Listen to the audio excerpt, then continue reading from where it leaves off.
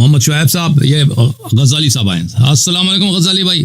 محمد عیسیٰ جی وعلیکم السلام ورحمۃ اللہ. کیا حال چال ہے؟ ٹھیک ہیں آپ؟ خیریت سے ہیں؟ حکم کریں بھائی. بڑا انتظار کر رہا ہے. خیریت سے ہیں غزالی صاحب؟ کیسے حال چال ہے آپ کے؟ حال چال ٹھیک ٹھاک ہے، ٹھیک ٹھاک ہے. جی سر، جی سر. کس موضوع پہ بات کرنا چاہتے ہیں صاحب؟ جی میرے چند سوالات تھے جن کا میں جوابات چاہتا تھا.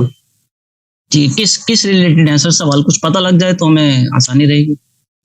یہ تقریباً کوئی 6-7 سوال ہیں، مختلف موضوعات کے متعلق. مختصر جواب چاہیے. دو سوال کریے سر. پہلے ایک سوال کریے سر، اس کے بعد دیکھتے ہیں. جی میں پہلا سوال میرا یہ ہے کہ حضرت ابوبکر صدیق اور حضرت عمر فاروق رضی اللہ تعالیٰ عنہما کے ایمان کے بارے میں مولا علی کا کیا عقیدہ تھا؟ کہ وہ ان کو منافق سمجھتے تھے، کافر سمجھتے تھے، کیا سمجھتے تھے؟ بالکل ہمارا شیعہ حدیث میں یہی ہے کہ بدترین کافر. جی دوسرا سوال میرا یہ ہے کہ جب رسول اللہ کے جو ایام مرض تھے تو ان میں جو ابوبکر صدیق جو مسلح امام پر کھڑے ہوئے تو شیعہ کیا سمجھتی ہیں کہ وہ کس کے حکم سے کھڑے ہوئے؟ آیا کہ خود عائشہ نے، رسول اللہ صلی اللہ علیہ وسلم نے کہا تھا کہ میرے بھائی علی علیہ السلام کو بھیج دو. عائشہ نے اپنے باپ کو بلوایا تھا، تو اسی لیے پیغمبر نے کہا تھا کہ یہ صواحب یوسف ہیں. اسی لیے کہا تھا کہ یہ صاحب یوسف ہیں. تو یہ رسول اللہ پھر رسول پاک صلی اللہ علیہ وسلم نے جب دیکھا کہ ابوبکر نماز پڑھا رہے ہیں تو بڑی تکلیف میں تھے. وہ آ کے انہوں نے ابوبکر کو ہٹایا. یہ تو بخاری میں بھی موجود ہے کہ ابوبکر کو ہٹا کے انہوں نے خود نماز پڑھائی ہے. جی اگر مولا علی جو تھے ابوبکر کو کافر سمجھتے تھے تو پھر جو شیعہ کو تم یہ روایت ملتی ہے کہ مولا علی فرماتے ہیں کہ امرت ابا بکر ان یصلی بالناس، میں نے ابوبکر کو حکم دیا کہ لوگوں کو نماز پڑھائیں. اس روایت کی کیا حقیقت ہے؟ اس کتاب کو حوالہ تو دے دو نا بھائی. یہ کتاب کا نام ہے المستشرد، تبری شیعی کی کتاب. المستشرد تبری شیعی کی کتاب. المسترشد میرے پاس ہے، صفحہ نمبر بتائیں میں کھول دیتا ہوں. جی یہ المسترشد فی الامامہ ہمارا کوئی اتنی اصلی کتاب نہیں ہے جو حدیث آپ دکھانا چاہ رہے ہیں. تو وہ یہ ہے صفحہ نمبر 125 میں کہ لوگ یہ کہتے ہیں، میں نے امام علیہ السلام سے پوچھا کہ لوگ یہ کہتے ہیں کہ رسول اللہ صلی اللہ علیہ وآلہ وسلم نے ابوبکر کو کہا کہ وہ نماز پڑھیں، اور فخرج وخشی ان یفوتہ رسول اللہ صلی اللہ علیہ وآلہ وسلم. تو پھر رسول پاک صلی اللہ علیہ وسلم کو کیا امیر المومنین علیہ السلام کو ڈر یہ تھا کہ رسول پاک صلی اللہ علیہ وسلم وفات ہو جائیں گے. حالت بہت ان کی کمزور خراب ہے، بہت بیماری شدید ہے، تو وہ وفات ہو جائیں گے تو ان کا ساتھ نہیں چھوڑ سکے وہ.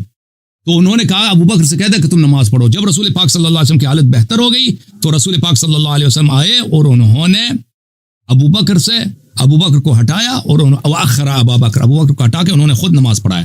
ٹھیک ہے نا.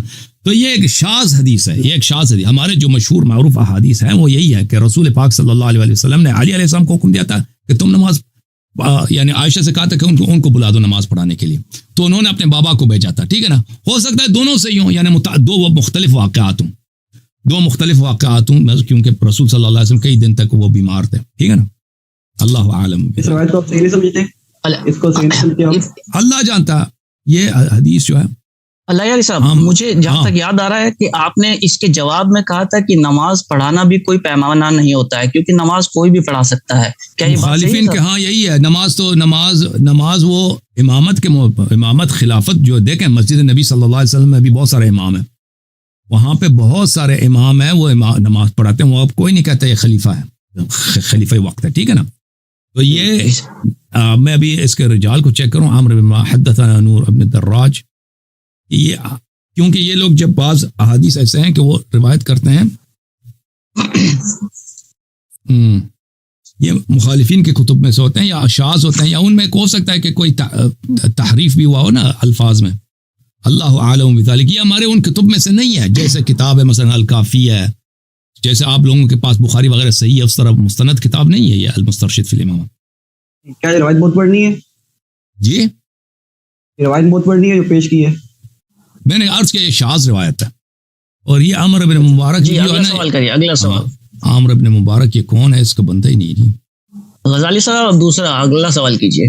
ٹھیک. اگلا سوال میرا یہ ہے کہ جو مولا تھے اور دیکھیں اور کافر جو ہے نا، اور کافر دیکھیں کافر کے مختلف اقسام ہوتے ہیں. بعض کافر ہوتے ہیں ان پہ احکام مسلمین کے احکام نازل ہوتے ہیں. ٹھیک ہے نا. مسلمین کے احکام ان پہ جاری ہوتے ہیں. منافق چاہے وہ کتنا ہی بدترین کافر ہی کیوں نہ ہو، اس پہ مسلمین کے احکام نازل ہوتے ہیں، جاری ہوتے ہیں. جی ہاں جی. اگلا سوال میرا یہ ہے کہ جو مولا علی نے حضرت بکر صدیق کے پیچھے نماز پڑھی تو انہوں نے وہ نماز یعنی ان کے پیچھے تو کھڑے ہوئے، نماز انہوں نے اپنی انفرادی کی نیت سے پڑھی، اس پر کیا دلیل ہے؟ کیا اس پہ کیا شعر وہ کتاب کے پیچھے کھڑے وہ بحار الانوار میں موجود ہے. اور یہ بھی صلی بالناس میں جو ہے نا، صلی بالناس، یہ بھی دیکھیں، یہ ابو بکر سے کہا کہ تم لوگوں کو نماز پڑھاؤ، حاشیہ نمبر 8. یہ جو ہے دوسرے ایک نسخے میں نہیں ہے یہ فقرہ، ما بین المعوقین کان ساقطا، یہ کہ امیر المؤمنین علیہ السلام نے ابو بکر سے کہا کہ نماز پڑھا دو، یہ صرف ایک نسخے میں ہے، دوسرے نسخے میں نہیں ہے. اس کے محقق نے بھی یہ لکھا ہے. یا بات ٹھیک ہے، لیکن یہ جو الفاظ ہے نا کہ امرت ابو بکر یصلی بالناس، یہ سب نسخوں میں موجود ہیں، اس کے بارے میں محقق نے نہیں لکھا. اوپر الفاظ کے بارے میں لکھا ہے لیکن نیچے الفاظ کے بارے میں محقق نے نہیں لکھا. صحیح فرما رہے ہیں. تو یہ تو عرض یہی ہے کہ ایک شاذ حدیث ہے، اور یہ کتاب بھی اس طرح کتاب، اور دیکھیں اس میں بہت سارے احادیث جو آگے پیچھے جو حدیث ہے نا مخالفین کے، عبد الرزاق سے روایت کرتا ہے، معمر ابن راشد ازدی سے، عائشہ سے روایت کرتا ہے. یہ احادیث جو ہے نا اس طرح کے احادیث نہیں ہیں جیسے کتاب سلیم ہے. جی اچھا. تو دوسرا سوال جو میرا تھا کہ انفرادی کی نیت سے نماز پڑھی، اس پر کیا دلیل ہے؟ اس پہ یہ بحار الانوار میں موجود ہے. بس اللہ علیہ نفس ہے. ابھی روایت پیش کر سکتے ہیں؟ ہاں بالکل. وہ دیکھیں کسی حدیث میں نہیں ہے کہ وہ ان پہ اقتدا کرتے تھے، ٹھیک ہے نا. اور ہماری کتابوں میں بہت زیادہ ہے کہ جس جو شخص فاسق ہے اس کے پیچھے نماز نہیں پڑھ سکتے. یہ لفظی کی الفاظ ہیں، یہ آپ دکھا سکتے ہیں؟ دکھا. ہاں میں دکھا دوں گا. بسم اللہ الرحمن الرحیم. یہ کتاب بحار الانوار جلد نمبر 29، یہاں پہ صفحہ نمبر 42 میں، یہ ہے صفحہ نمبر 42. اس میں اس کو بڑا کر دوں. بحار الانوار جلد نمبر 29، یہ ہے صفحہ نمبر 42. یہاں پر یہ حدیث جو ہے کافی لمبی ہے، پیچھے سے شروع ہو جاتی ہے. تو وہاں پر یہ ہے کہ ثم تحيّأ للصلاة وحضر المسجد وصلى لنفسه خلف ابی بکر. وہ ابو بکر اور عمر یہ منصوبہ بنا رہے تھے کہ امیر المومنین علیہ السلام کو نماز کے وقت قتل کیا جائے، ٹھیک ہے نا. اس کی کہانی ہے. تو انہوں نے ابو بکر کے پیچھے منفرداً نماز پڑھی ہے، اقتداء نہیں کیا ابو بکر. جی بولے مزید. اچھا ابھی جو ہم نے یہ روایت پیش کی ہے تو میری نظر سے بحار الانوار کا ایک نسخہ گزرا ہے. تو اس کے جو محقق تھے، اس نسخے کے جو محقق تھے، انہوں نے اس بات کا اعتراف کیا ہے کہ یہ جو الفاظ ہیں لنفسہ ہی، یہ الفاظ اصل مصدر میں یعنی احتجاج برسی میں موجود نہیں ہیں. تو میرا سوال یہ ہے کہ اگر علامہ مجلسی نے جو روایت نقل تو موجودہ دیکھیں علامہ مجلسی اس میں اضافت تو نہیں کرتے نا. تو دیکھیں وہ علامہ مجلسی کی جو لائبریری تھی اصفہان میں وہ بہت بڑی تھی، اس میں جو نسخے ان کے پاس تھے ابھی ہمارے پاس نہیں ہیں. کتابوں کے بہت نوادر مخطوطات ان کے پاس تھے، اور وہ اپنے بحار الانوار کے آغاز میں بیان کرتے ہیں. تو ابھی بہت سارے ان کے پاس جو مصادر تھے اس زمانے میں 300 350 400 سال پہلے، وہ ہمارے پاس نہیں ہے، ٹھیک ہے نا. تو اگر موجودہ مصدر میں نہیں ہے تو اس کا مطلب یہ نہیں کہ اصل مصدر جو ان کے پاس تھا ان کے پاس نہیں ہے. جی. اور جو تفسیر برہان ہے اس میں بھی روایت نقل کی گئی لیکن اس میں یہ الفاظ موجود نہیں ہیں. وہ ٹھیک اس کے پاس نہیں تھا، کوئی بات نہیں. تفسیر برہان کے پاس اس کے نسخے میں نہیں تھا، لیکن مجلسی کے پاس ہے. مجلسی ایسا شخص نہیں ہے کہ وہ الفاظ حدیث کو تحریف کر دے، ٹھیک ہے نا. وہ اس کے اور بات بھی یہی صحیح ہے، کیونکہ فاسق کے پیچھے نماز نہیں ہو سکتی. جی. اور یہ جو احتجاج برسی ہے اس کا ایک قلبی نسخہ انٹرنیٹ پہ موجود ہے، آج سے تقریباً 200-300 سال پرانا، اس میں بھی یہ الفاظ نہیں ہیں. کوئی بات نہیں، 200-300 سال پرانا. مجلسی کے پاس، مجلسی اس سے پہلے تھے. مجلسی کے پاس جو نسخے تھے احادیث کے وہ بہت نادر حدیث تھے. اس کے بعد جنگ ہوا نا اصفہان میں، اس کے بعد کئی حملے ہوئے اصفہان میں، خانہ جنگی ہوئی، لائبریریوں کو جلایا گیا، تو بہت سارے نسخے اس میں تباہ ہو گئے.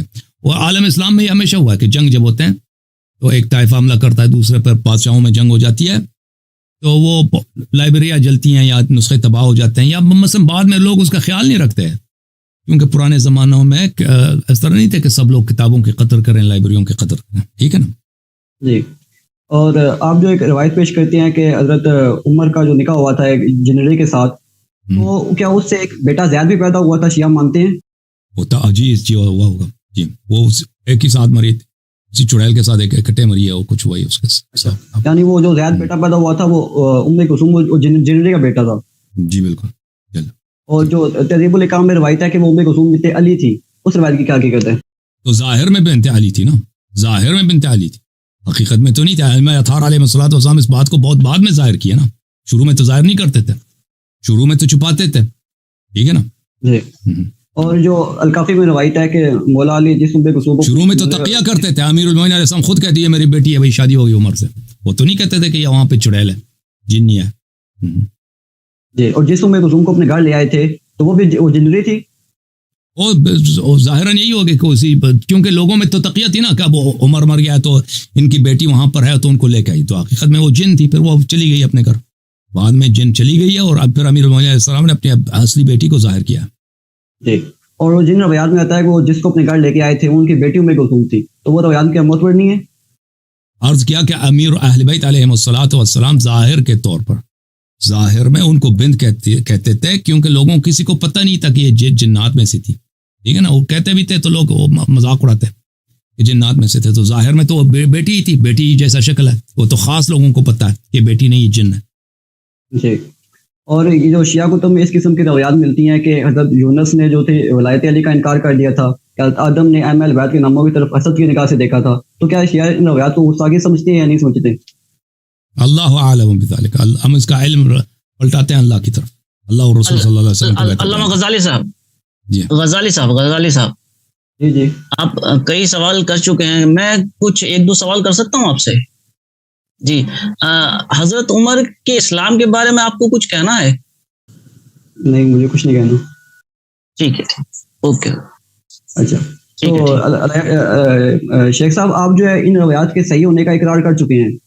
دیکھیں ہر روایت کا مطلب کیا ہے وہ میرے ذہن میں نہیں ہے کہ مثلا ہر روایت آپ پوچھتے ہیں کہ فلان روایت, تو آپ عبارت پڑھیں, پوری روایت پڑھیں تو میں جواب دے سکتا ہوں نا. آپ صرف اشارہ کرتے ہیں تو پھر ہم جواب دیں گے. بعض اگر کوئی روایت اگر صحیح ہو, ہمیں سمجھ نہ آئے, ہم یہی کہیں گے کہ ہمیں یہ اس کا مطلب ہمیں سمجھ نہیں آتا, ہم اس کا پلٹاتے ہیں علم اللہ اور رسول صلی اللہ علیہ وسلم کی طرف, ٹھیک ہے نا.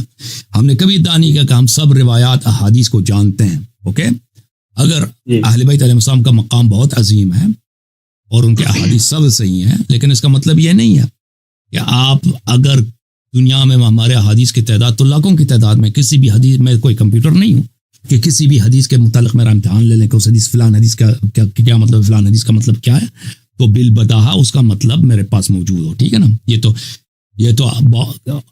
جیسے قرآن کی آیات ہیں, قرآن کی آیات اس طرح نہیں ہے کہ انسان ہر شخص کو پتہ ہے, وہ آپ جتنی مرضی سوال کریں وہ جواب دے سکتا ہے. قرآن کے آیات سمندر ہیں, اس میں بہت سارے جہاد ہوتے ہیں. اسی طرح اہل بیت علیہ الصلوۃ والسلام کے کلام میں بہت سارے جہاد ہوتے ہیں, بہت سارے معانی ہوتے ہیں. اس میں دیکھنا پڑتا ہے کہ ان کا مراد کیا ہے, تدبر کرنا پڑتا ہے. میں نہیں کہتا کسی کو سمجھ آ سکتا ہے, تو وہ اس کے لیے تدبر کرنا پڑتا ہے, وہ دیکھنا پڑتا ہے کہ آگے پیچھے کیا ہے, ٹھیک ہے نا بھائی. آپ سمجھ رہے نا. اگر کوئی چیز ہمیں سمجھ نہ آئے, ہم کہتے ہیں نہیں, ہم اس کا علم پلٹا دیتے ہیں, رد کرتے ہیں اللہ اور رسول صلی اللہ علیہ وسلم کی طرف, ٹھیک ہے نا. ابھی تو جو مجھے روایت پیش کی اس کو شیخ صدوق نے روایت کیا ہے, اور اس میں الفاظ ہے فناظر الیہم بعین الحسد, تو ان دونوں نے ان کی طرف حسد کی نگاہ سے دیکھا, یعنی حضرت آدم اور حضرت حوا نے. دیکھنا پڑے گا, مجھے دیکھنا ابھی میرے ذہن میں نہیں ہے, میں دیکھوں گا کہ اس سے کیا مراد ہے, ٹھیک ہے نا. معانی دیکھیں گے کہ اس کا صحیح معنی کس طرح بنتا ہے. اوکے, اور آخری سوال ہے. آخری سوال یہ ہے کہ ایک سنت کے بڑے عالم ہیں مولانا عمر صدیق صاحب, جن کو آپ نے مناظرے کا چیلنج بھی کیا تھا, تو ان کا میں کلپ سن رہا تھا, وہ آپ سے مخاطب ہو رہے تھے اور آپ کو یہ کہہ رہے تھے کہ آپ ان کا نام لے کے ان سے کوئی بھی سوال کریں اور کلپ اپلوڈ کر دیں, تو وہ سوال کا جواب دیں گے. تو آپ کو کیا لگتا ہے کہ ایسا سوال جس کا نہیں, میرے پاس ٹائم نہیں ہے, میرے پاس ٹائم نہیں ہے. جی ایک سوال جو آپ کرنا چاہے کر دیں, تو ان کا نام نہیں, میرے پاس ٹائم نہیں ان کا کلپ دیکھنے کے لیے. انشاءاللہ تبارک و تعالی وہ آ جائیں اور گفتگو کریں گے نا, لائیو گفتگو کریں گے, جیسے آپ نے سوال جواب کیا نا. سوال نہیں کرنا چاہتے آپ, کوئی سوال نہیں کرنا چاہتے ان سے ابھی اس ٹائم کوئی سوال؟ میرے بہت سارے تقریرات ہیں, اعتراضات ہیں. آج میرا مناظرہ ہوا ہے, ٹھیک ہے نا, مناظرہ ہوا ہے. ہاں مناظرہ ہوا ہے, وہ آپ وہ تیار ہو جائیں. ابھی آج مناظرہ ہوا ہے حافظ سلمان ظفر صاحب کے ساتھ. موضوع کیا تھا؟ موضوع تھا سورہ حجرات پر, ٹھیک ہے نا. تو وہ آ جائیں انشاءاللہ, لائیو ان سے گفتگو کریں گے, ان کو علم سے استفادہ کریں گے. میرے پاس ٹائم نہیں ہے کہ وہ کلپ بنا دیں پھر وہ کلپ کا جواب دیں گے, اس طرح ہمارا طریقہ کار نہیں ہے, ٹھیک ہے نا. اللہ کو اگر مجھے کسی کی کوئی چیز سیکھنا ہو, مجھے حافظ عمر صدیق صاحب سے پوچھنے کی ضرورت نہیں ہے, میں خود تحقیق کر کے میں وہ دیکھ لیتا ہوں. ہاں البتہ اگر انہوں نے اب خلفاء کا دفاع کرنا ہے, بسم اللہ کریں, آ جائیں پروگرام میں گفتگو کریں گے. چلو باتیں ہوں گی. ٹھیک ہے نا بھائی, اللہ آپ کو جزائے خیر. Thank you. بہت شکریہ. اللہ حافظ. آپ کا بھی شکریہ بھائی صاحب. محمد شاہد سر